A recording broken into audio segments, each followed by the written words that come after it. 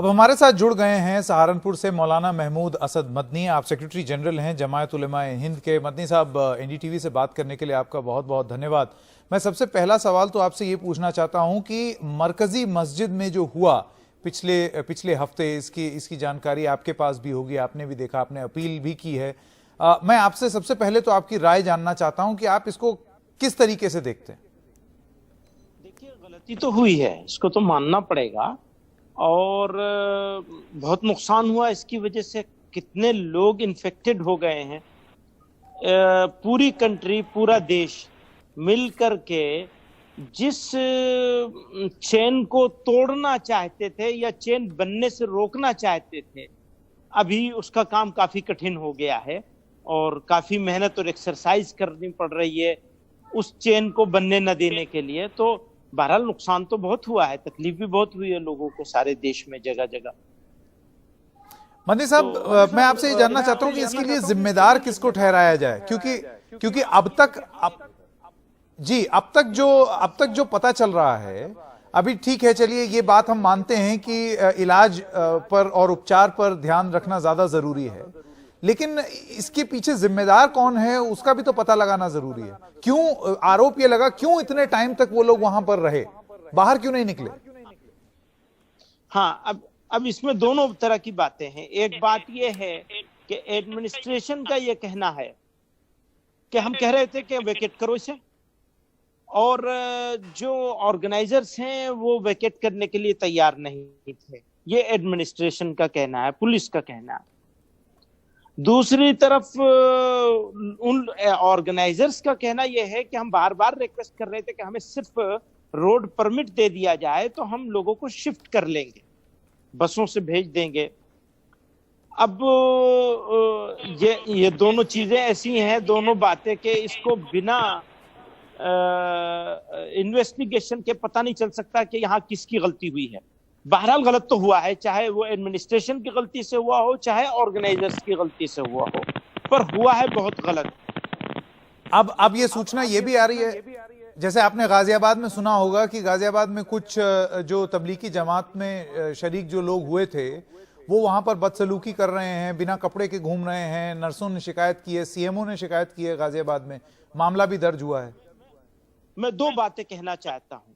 जितना मैं तबलीगी जमात को जानता हूं, उसका कोई भी मेंबर ऐसी गिरी हुई हरकत के, नर्सों की छोड़िए, किसी घर की औरत के सामने भी वो कम कपड़े में रहे, मेरी समझ में ये बात नहीं आती है। ये हो सकता है कि वो तबलीगी जमात के किसी आदमी के टच में होने की वजह से उसको लाया गया हो और वो कैसे ही आम किस्म का आदमी हो।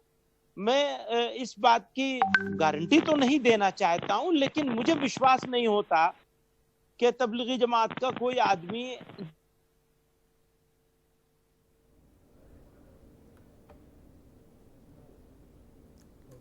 मौलाना मदनी की जो ऑडियो और वीडियो है वो लाइन अभी डिस्कनेक्ट हो गई है, हम इंतजार करेंगे वो वापस आ गए। जी मदनी साहब, आपका ऑडियो और वीडियो कनेक्शन थोड़ा सा कट गया था। जी, आप बोल रहे थे। एक तो बात ये मैं बहुत ही छोटे से शब्दों में कहूं, मुझे विश्वास नहीं होता कि तबलीगी जमात का कोई आदमी ऐसी गिरी हुई हरकत करेगा, नंबर एक। इसके बावजूद अगर कोई हरकत ऐसी हुई है और मेडिकल स्टाफ ने कोई कंप्लेंट करी है तो उस पर तुरंत इन्वेस्टिगेशन होना चाहिए और सख्त सजा होनी चाहिए। ये अब मैं एक बार दोबारा तीसरी बात ये कि तबलीगी जमात के जिम्मेदारों को जहां जहां क्वारंटाइन करके इन लोगों को रखा जा रहा है, वहां वहां कुछ जिम्मेदारों को, कुछ उलमा को कांटेक्ट करके इन लोगों को कंट्रोल रखने और तसल्ली देने की कोशिश होनी चाहिए कि देखो ये तुम्हारे खिलाफ नहीं हो रहा है, तुम्हारे फेवर में हो रहा है। एक बड़ा भ्रांति ये फैली हुई है, कुछ भीड़ की वजह से भी, कुछ और रीजन से भी भ्रांति ऐसी फैल गई है कि लोग ये कंफ्यूज हैं, ऐसा समझ रहे हैं कि ये तो हमारे खिलाफ हो रहा है, हमें तो ये बंद कर दिया, जबरदस्ती बंद कर दिया। हालांकि जबरदस्ती कुछ नहीं है, तुम्हारे मफाद में, तुम्हारे फायदे के लिए किया जा रहा है, तुम्हारे बेनिफिट में किया जा रहा है, तुम्हारे भी और तुम्हारे चहीतों के बेनिफिट में। तो इसके लिए सिंसियर, समझदार और जिम्मेदार लोगों को भी इसमें उनका कोऑपरेशन लेना चाहिए। ये मेरा एक सुझाव है। मती साहब, मुस्लिम समाज से आपकी क्या गुजारिश रहेगी, क्योंकि अगर आप देखें आज भी जगह जगह से ऐसी तस्वीरें आई कि लोग जुमे की नमाज अदा करने जाना चाह रहे हैं जबरदस्ती, कहीं पुलिस के साथ मुठभेड़ भी हुई, हम देख रहे हैं कि पुलिस को लाठीचार्ज भी करना पड़ा, जगह जगह से ऐसी खबरें सुनने में आ रही हैं। आपको नहीं लगता रिलीजियस लीडर्स को सामने आकर के अपील करनी चाहिए कि भाई अभी सब रोक दीजिए, घर में रहिए? हाँ बिल्कुल, हम बार बार कर रहे हैं और इसी का नतीजा है कि लाखों यानी 10 लाख के करीब मस्जिदें हैं पूरे मुल्क में। मैं एग्जैक्ट फिगर नहीं मुझे मालूम है, लेकिन लाखों मस्जिदें हैं इस मुल्क में और पांचों वक्त की नमाज होती है, सिर्फ जुमा ही नहीं है, पांचों वक्त की नमाज होती है डेली, और वो सारी बंद हैं इस वक्त। तो ओवरऑल अगर आप देखेंगे तो 99.9% लोगों ने लॉकडाउन पर अमल किया हुआ है। और मैं देखिए पूरे आपको पूरे विश्वास के साथ आपके इस टीवी चैनल के जरिए से मुसलमानों से ये अपील करना चाहता हूं कि एक बात अच्छी तरह समझ लीजिए, अगर सेहत के लिए कोई चीज नुकसानदेह है और ये तो जानलेवा चीज है, इससे अगर बचने की कोशिश नहीं की गई, डॉक्टरों की बात नहीं मानी गई, तो ये खुदकुशी जैसा है और खुदकुशी इस्लाम में हराम है। एक बात अपने लिए हो गई है। दूसरी बात यह कि आपको अगर किसी वजह से ये लग जाए, जाने या अनजाने बीमारी, तो जब तक आपको ये मालूम होगा कि आपको ये बीमारी लगी है, तब तक आप बहुत सारे लोगों को लगा सकते हैं, उसमें आपके चहेते भी हो सकते हैं। तो ऊपर वाला ऐसा वक्त लेकर ना आए कि आपको या आपके चहेतों को कोई गम देखना पड़े। तो हरगिज हम इसको गुनाह और हराम समझते हैं, को किसी तरह की बेएहतियाती करने को सख्त गुनाह है ये। इससे नमाज पढ़ने के जाने की आप बात कर रहे हैं और जमा होने की आप बात कर रहे हैं और सोचते हैं कि परवरदिगार मालिक जो है राजी हो जाएगा। राजी नहीं होगा, वो नाराज हो जाएगा, जी, आप मुजरिम हो जाएंगे।